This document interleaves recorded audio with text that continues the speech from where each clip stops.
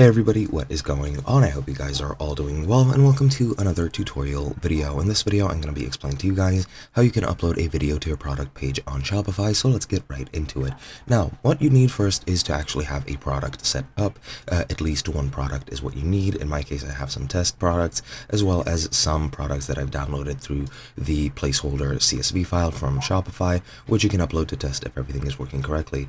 Why you need this is you need these products to have access to the default product page, which I will show you in just a second. Now, what you want to do after you have a product is go to the online store tab, then go into themes, and then click on customize theme right next to it.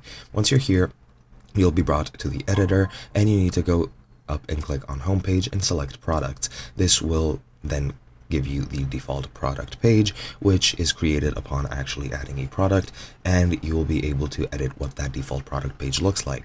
Once you have the product page, this is what you need to change to actually add a video and for it to appear on all product pages.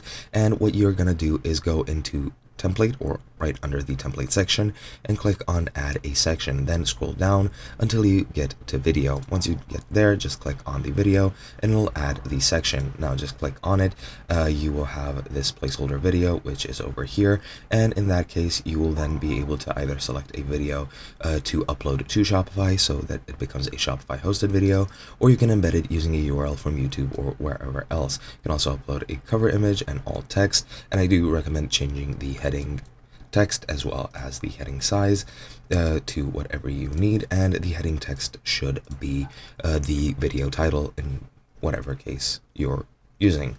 Now, you can select to play the video on loop if you want, but pretty much once you customize everything to your liking, all you need to do is click on save, and once that's done, your video will be added to your Shopify product page, and that is basically all you need to do.